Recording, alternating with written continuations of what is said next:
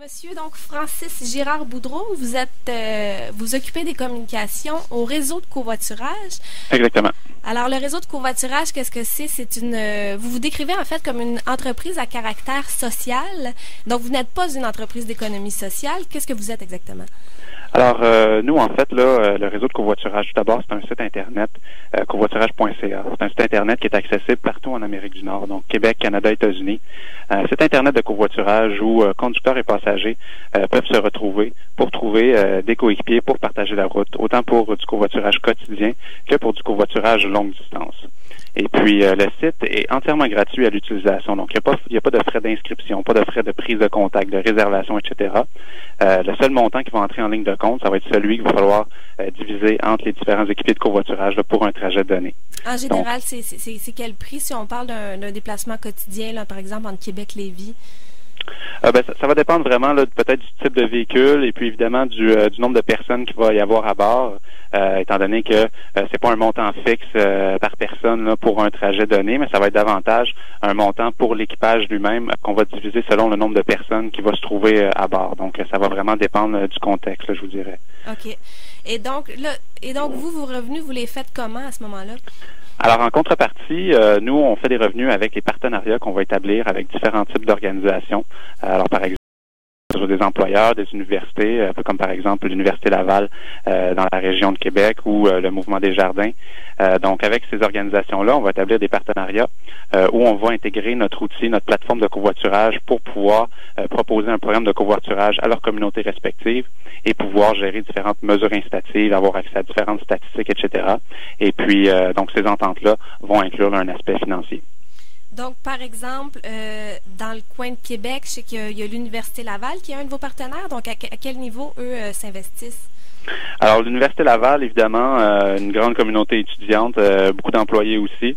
Donc, l'Université Laval, là, dans le cadre là, de leur programme de mobilité durable, veulent offrir là, toutes les alternatives possibles aux étudiants pour se déplacer d'une autre façon qu'avec l'automobile en solo. Donc, vont offrir la plateforme, vont en faire la promotion, vont inciter les étudiants à utiliser cette plateforme de covoiturage-là lorsque c'est possible, lorsque ça convient à leurs besoins. Donc, les étudiants vont autant l'utiliser pour du covoiturage quotidien, donc venir à l'école tous les jours de la semaine, mais aussi, évidemment, pour du covoiturage interurbain. Donc, on sait que souvent, là, ça va être des étudiants qui vont revenir dans leur famille, là, que ce soit à Montréal, dans la région du Saguenay, etc. OK.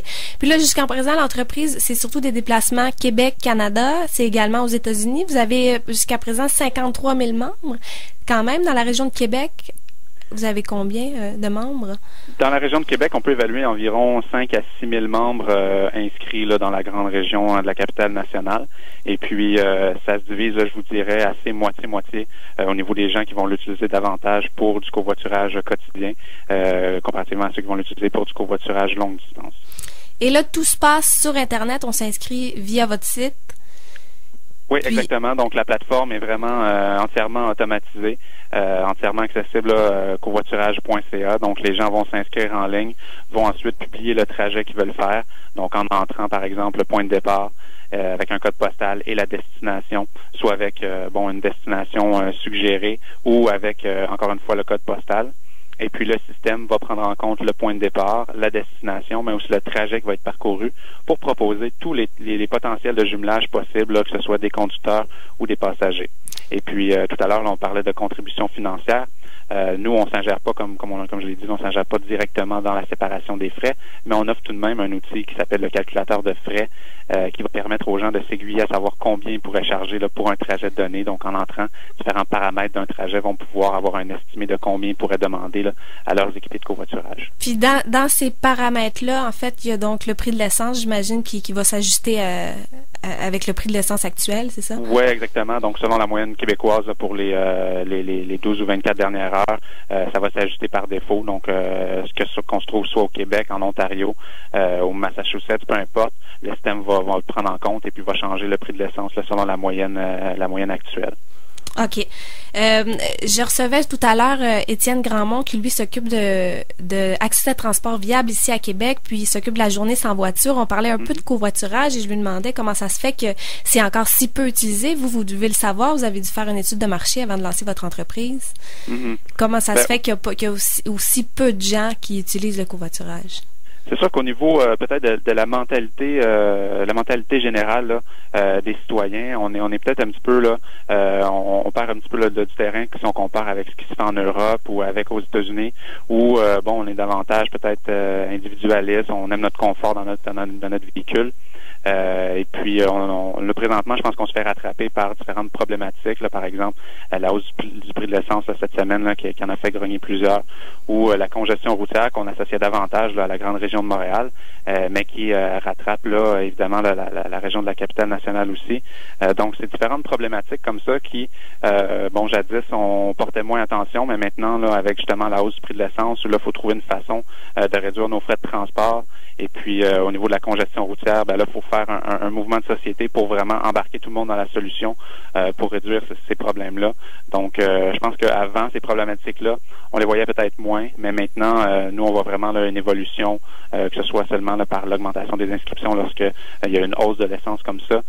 Donc, il y a une évolution à ce niveau-là, mais il y a encore beaucoup de travail à faire, oui. Est-ce qu'il y a énormément... Là, on parle dans les journaux encore de l'application mobile Netlift qui a fait son apparition au Québec. Donc, une entreprise de covoiturage, encore une fois. Avez-vous beaucoup de concurrence? Il y a Allostop, il y a Amigo. Est-ce que la concurrence est plus féroce aujourd'hui? C'est certain que avec, là, comme je l'ai dit, là, différentes problématiques qui prennent de plus en plus d'ampleur, surtout dans la sphère médiatique. C'est sûr que là, il y en a plusieurs là, qui vont avoir l'idée de se lancer. Nous, ça fait 7 ans là, qu'on est dans le domaine du covoiturage et puis je vous dirais qu'à toutes les années, là, on voit différentes organisations, différentes entreprises tenter de se lancer dans le milieu du covoiturage. Donc, c'est relativement simple là, du jour au lendemain de mettre en ligne un site Internet de covoiturage, mais ensuite de ça, ce qui est important, c'est aussi d'avoir un modèle viable là, qui permet d'être rentable, évidemment. Donc, à ce niveau-là, des concurrents, il y en a toutes les années là, qui arrivent et puis au fil des années, on en a vu plusieurs aussi là se casser les dents à ce niveau-là. Donc, faut laisser la chance aux coureurs, mais on verra bien ce que ça va donner là, pour les nouveaux concurrents dans le domaine. Est-ce que vous disposez vous-même d'une application mobile ou c'est un de vos objectifs? Oui, présentement, on est en développement avec une version mobile. Ça va être davantage une version mobile, donc qui va pouvoir être utilisée non seulement par les téléphones iPhone, ceux qui utilisent Android, mais aussi là, tous les types de téléphones intelligents. Donc, ce ne sera pas une application, mais bien une version mobile là, qui va arriver très bientôt. Moi, personnellement, je suis une habituée de Amigo là, pour mes déplacements vers Montréal. Puis le profil type du covoiturage, lui, a beaucoup changé. C'est plus un étudiant paumé ou quelqu'un qui est sans moyens. Il y a vraiment de tout là dans la classe moyenne, du jeune professionnel à l'étudiant. Ça fait combien de temps à peu près qu'on assiste à ce changement-là? Je vous dirais que depuis les peut-être 3-4 dernières années, on voit encore une fois là une évolution à ce niveau-là. Nous, c'est sûr que dans nos les données qu'on a, on voit quand même que l'utilisation du covoiturage au quotidien va être davantage là par des travailleurs, des jeunes professionnels, etc. Je vous dirais avec une proportion de peut-être 60%, 40%. Et puis au niveau du covoiturage interurbain, ça va être davantage là, des personnes qui n'ont pas nécessairement de véhicule, souvent des étudiants qui vont être aux études, donc ça va peut-être être 80% des étudiants vont utiliser le covoiturage interurbain comparativement là, aux travailleurs jeunes professionnels. Mais quand même depuis les 3-4 dernières années, on voit une évolution à ce niveau-là, que ce soit là tout simplement des fois là sur le terrain, on constate des personnes, des travailleurs dans la 40-50 d'années qui vont simplement dire moi j'offre une place à bord juste pour faire un bon geste. J'ai pas besoin nécessairement de réduire mes frais à ce niveau-là, mais je veux simplement embarquer des gens avec moi. Donc, je pense qu'il y a une évolution de la mentalité à ce niveau-là, au niveau de l'individualisme. Là, on prend connaissance que faut que tout le monde s'implique là justement pour mettre la main à la pâte pour éliminer certains problèmes là, au niveau de transport. Là. Puis à ceux qui vous répondront que le covoiturage, ça manque de flexibilité dans les horaires, par exemple, qu'est-ce que vous répondez?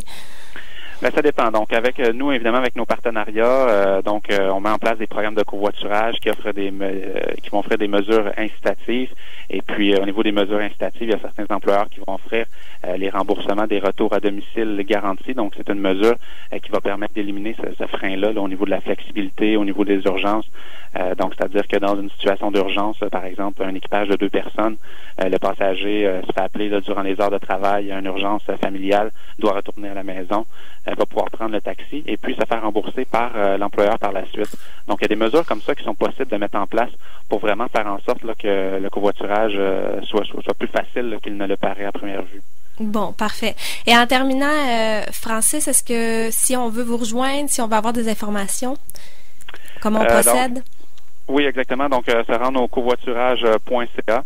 Tout simplement là, accessible, comme je l'ai dit, de partout en Amérique du Nord. Donc, les gens peuvent simplement là s'inscrire là sans avoir à passer par une personne par téléphone, mais il y a quand même là une section là de contacter le réseau de covoiturage où là on va pouvoir répondre à les questions les plus fréquentes évidemment. Mais sinon, j'invite tout le monde là, justement à aller voir covoiturage.ca pour les jumelages potentiels pour le trajet des citoyens de la capitale nationale. Mais merci beaucoup. Merci beaucoup. Au revoir. Au revoir.